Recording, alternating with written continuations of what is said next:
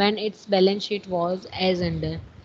ये balance sheet जो है वो 31 दिसंबर की है, यानी मार्च ईयर एंड नहीं है। कौन सा ईयर एंड हुआ? दिसंबर ईयर एंड हुआ है। ठीक है। बैलेंस शीट में अगर हम देखते हैं तो क्यूमुलेटिव प्रेफरेंस शेयर्स दिए हैं, ऑर्डिनरी शेयर्स दिए हैं, कॉल्स इन एरियर्स दिया हुआ है यानी इतना दिया नहीं है। ठीक है। सिक्योरिटी प्रीमियम इसका तो कुछ काम नहीं होता, हम रिजर्व एंड सरप्लस को यूज नहीं करते। लायबिलिटी में डिबेंचर्स दिए हैं यानी debentures having floating charges.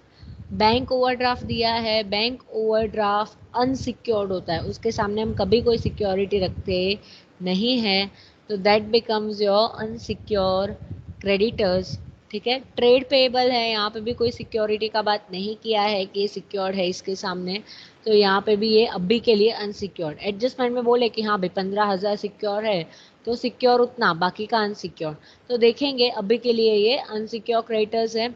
Interest on debenture यानी डिबेंचर में हम प्लस करेंगे।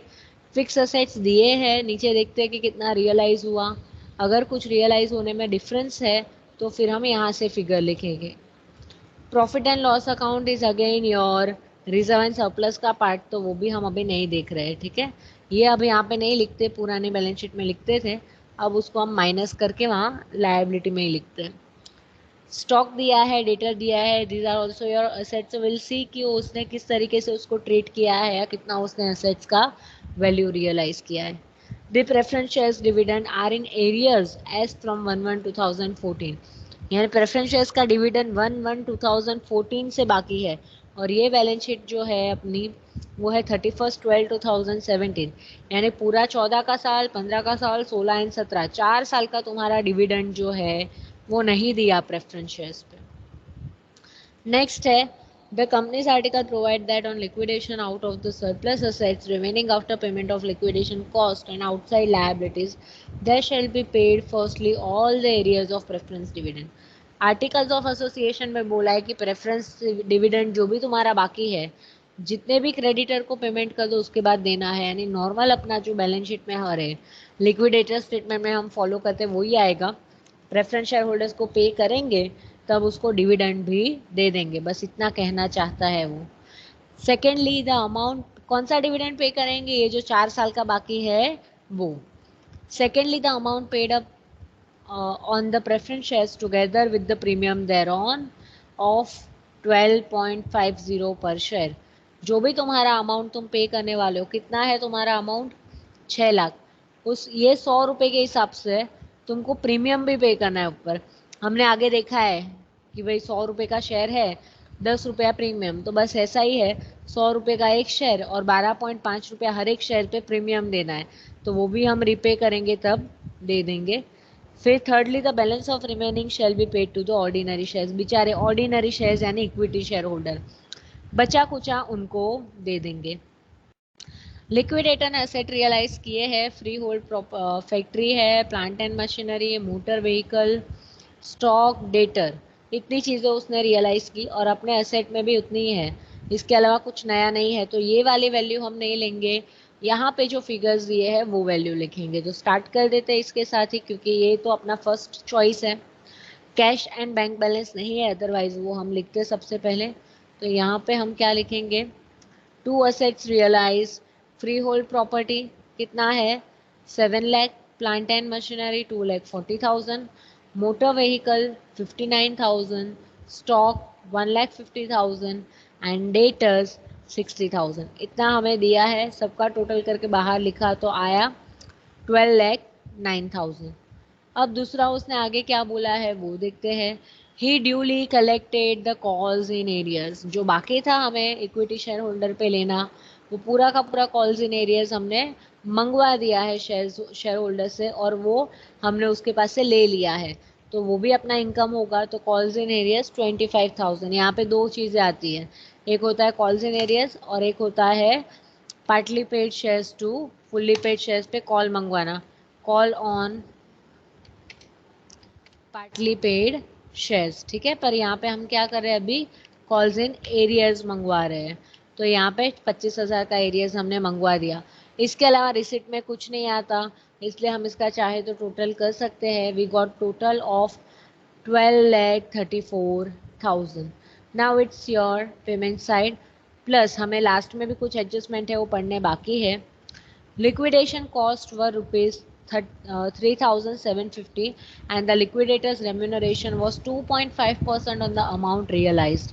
Prepare the liquidator statement of account। ठीक है, यानी यहाँ पे हमने देखा कि कोई सिक्योर क्रेडिटर्स नहीं है, कोई वर्कमेंस ड्यू नहीं है, तो थर्ड आइटम आती है अपनी, वो आता है लिक्विडेटर एक्सपेंसेस। तो लिक्विडेटर एक्सपेंसेस कितना है 3750, तो हमने यहाँ पे 3750 लिख दिया। उसने लिक्विडेटर का रेम्यूनरेशन बोला है 2.5% ऑन द अमाउंट रियलाइज, तो अमाउंट रियलाइज तुम्हारा कितना आया 12,09,000। तो ये जो 12,09,000 है उसका 5%, सॉरी 2.5% हम निकालेंगे तो कितना आएगा, तो तुम्हारा आएगा 30,225। ठीक है, तो ये हमने किसका निकाला, एसेट्स रियलाइज का जो टोटल आया उसका हमने 2.5% जो है वो लिक्विडेटर्स रेम्यूनरेशन निकाला। Now next we always write debentures having floating charges. तो डिबेंचर्स को हम रिफंड करते हैं, पैसे रिटर्न करते हैं, तो 5% डिबेंचर 1,00,000 रुपीज़, तो हमने लिख दिया डिबेंचर्स 5% डिबेंचर्स 1,00,000 रुपीज़। ठीक है, ये हमने यहाँ पर लिख दिया है। आउटस्टैंडिंग इंटरेस्ट हमें यहाँ पे दिया हुआ है, सब में ज़्यादातर सब में दिया ही होगा। तो interest on debenture 2,500, so we have written interest on debenture यानी आउटस्टैंडिंग डिबेंचर 2,500। एक डेट हमेशा डिबेंचर से रिलेटेड तुमको एग्जाम्पल में देते हैं, तो वो हमने अभी देखा था कि हाँ, ये एक पैराग्राफ देखना बाकी है अपना। Creditors were paid less discount of 5%। जब क्रेडिटर का पॉइंट आएगा तब हम देखेंगे।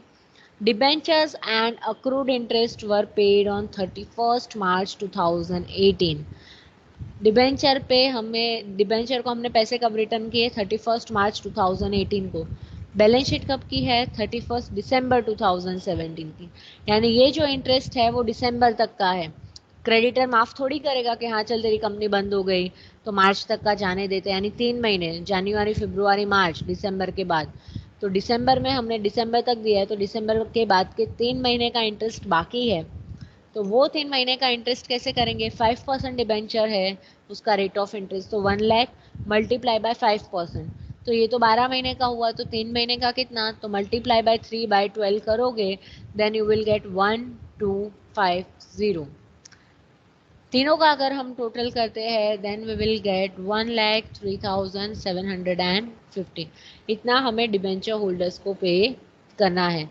अगेन मैं बोल रही हूँ ये अमाउंट हम तब भी पे कर सकते हैं 1,250 जब अनसिक्योर को पे करने के लिए अपने पास पैसा बचेगा तो, बट है पैसा अपने पास क्योंकि हम देख रहे हैं 12 लाख है, तो यहाँ पे तो अनसिक्योर हमने बैलेंस शीट में देखा है कि भाई ज़्यादा नहीं है, 2-1 लाख जितना ही है, तो हम पे कर पाएंगे। तो by unsecured creditors is are next item. तो अनसिक्योर क्रेडिटर के लिए बैलेंस शीट में क्या बोला है, दो चीज़ें दी हुई है, एक तो है तुम्हारा क्रेडिटर्स 1,15,000, तो ये है तुम्हारा, वो बाद में देखते हैं, और बैंक ओवरड्राफ्ट जो है वो है 58,000। So we have written bank overdraft, क्योंकि वो अनसिक्योर क्रेडिटर में आता है इसलिए हमने लिखा 58,000। क्रेडिटर्स के लिए एक नोट था जो हमने पढ़ा था अब भी, creditors were paid less discount of 5%, यानी क्रेडिटर्स से हमने डिस्काउंट लिया है कि तुमको हम 5% कम देंगे। लिक्विडेट हो रही है कंपनी, हमारे पास पैसे नहीं है, ऐसा जाके हमने उसके पास रो लिया, तो क्रेडिटर्स ने बोला ठीक है भाई 5% तो मुझे कम देना, तो क्रेडिटर्स के पास से हमें 5% का डिस्काउंट मिला है, दैट मीन्स कि हम 5% उसे कम देंगे। तो कैलसी पे हम कर सकते हैं कि 1,15,000 minus 5%, so we'll get 1,09,250. So what would be our total, then we'll get 1,67,250. That would be the total of unsecured creditors. Okay, then the next item is our preference shares। हम माइनस करते जाएंगे कि भाई 1,12,34,000 minus 3,750, ये तो बचता है। वैसे तो ये बहुत कम अमाउंट है तो कॉमन सेंस है कि हाँ बच ही रहा है, ठीक है। तो प्रेफरेंस शेयर होल्डर्स जो है उसको कितना देना है सबसे पहले ये देखते हैं, तो 6 lakh. So we have return कि भाई प्रेफरेंस शेयर होल्डर, तो ऊपर लिख देंगे capital, so we'll going to write 6 lakh. ठीक है, फिर नेक्स्ट उसने क्या बोला है कि कैपिटल के पहले तुमको उसका जितना एरियर है प्रेफरेंस डिविडेंड का वो देना है। 4 साल का बाकी है, हमने गिना। ठीक है, तो वो 4 साल का कितना आएगा, कैसे पता चला 4 साल, बैलेंस शीट का ईयर एंड क्या है 31 दिसंबर 2017, और हमारा कब से पे करना बाकी है 1 जनवरी 2014 से पे करना बाकी है। तो 14 पूरा, 15 पूरा, 16 पूरा एंड 17, 4 ईयर्स, क्योंकि जनवरी से ईयर स्टार्ट हो रहा है इसलिए हम ऐसे पूरा पूरा बोल रहे हैं।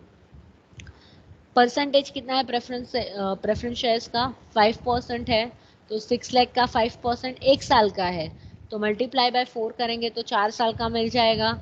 Then we will get 1,20,000, 6 lakh multiply by 5% multiply by 4, then will get 1,20,000।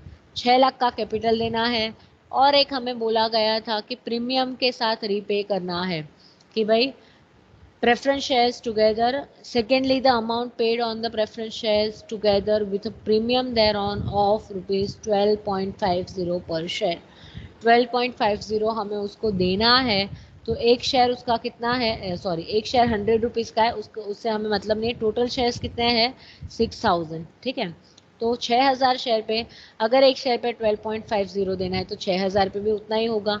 So will multiply 6,000 shares multiply by 12.50, then we'll get 75,000 rupees. So we'll total it up, 12 lakh, sorry 1,20,000 plus 6 lakh plus 75,000. Then we got 7,95,000. That is our total of preference share holders. Now what we'll do, as usual, we're going to write it down our receipts. तो हमने यहाँ पे अपने receipts लिख दिए, जितने भी payment है वो सब हम यहाँ से माइनस करेंगे, सॉरी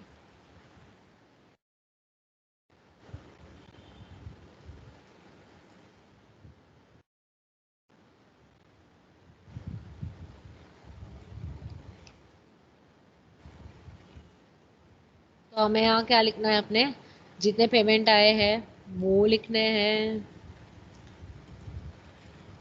प्रेफरेंस शेयर्स तक हमें पता है इसलिए, ठीक है, तो हमने प्रेफरेंस तक के सारे लिख दिए, 7,95,000। जो बचता है वो इक्विटी को देना पड़ेगा, तो इक्विटी के लिए कितना बचा, हमने क्या किया, इसमें से ये माइनस कर दिया।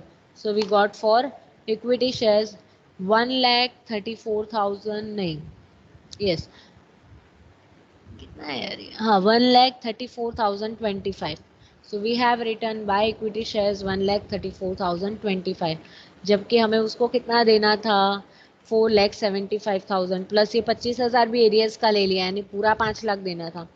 इतना ही बचता है तो इतना ही दिया। ओके, तो यहाँ पे ये सम अपना कंप्लीट होता है।